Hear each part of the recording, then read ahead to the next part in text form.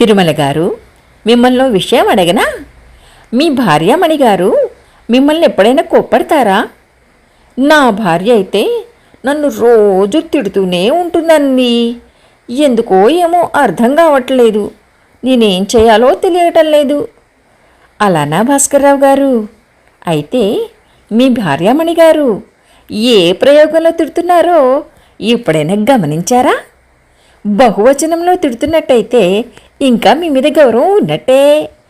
మీ మంచి కోసమే తిడుతున్నట్టు. మీరు ఏదైనా తప్పు కానీ పొరపాటు కానీ చేసి ఉంటే అది సరిదిద్దే ప్రయత్నంలో అలా ప్రవర్తిస్తూ ఉంటారండి. డబ్బు పొదుపు చేయకుండా దుబారా ఖర్చులు ఏమైనా చేస్తున్నారా? ఆవిడకు మీరు టైం ఇస్తున్నారా, ఇవ్వడం లేదా? వేరే పరిచయాల కోసం పక్క చూపులు చూస్తూ పాకులాడుతున్నారా? కుటుంబం విషయంలో శ్రద్ధ లేకుండా ఉన్నారా? ముందు వెనక ఆలోచించకుండా అప్పులు ఇవ్వడం కానీ అప్పులు చేయడం కానీ చేస్తున్నారా? బంగారము, పట్టు చీరలు ఇంకా ఏవైనా సరే అడిగిన ప్రతిసారి కాదనకుండా కొనివ్వడం లేదా? పుట్టింటి వారికి సాయం చెయ్యనివ్వడం లేదా? లేక ఆవిడిని పుట్టింటికి పంపించడం లేదా? పోనీ ఈ విషయాలు అన్నింట్లో మీరు పర్ఫెక్ట్గా ఉండి కూడా భార్యతో తిట్లు తింటున్నారా అంటే దానికి ఇంకో లిస్ట్ ఉందండోయ్. తిన్న తర్వాత కంచం సింక్లో పెట్టడం లేదా? తడి టవల్ మంచం మీదనే వదిలేస్తున్నారా?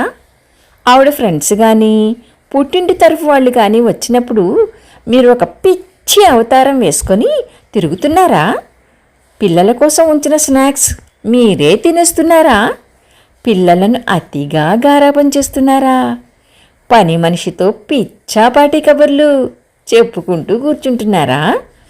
గంటకోసారి టీ ఇవ్వు, కాఫీ ఇవ్వు అని విసిగిస్తున్నారా? ఫ్రెండ్స్ పార్టీలు అంటూ అర్ధరాత్రి వరకు బయటనే తిరుగుతూ ఉంటున్నారా?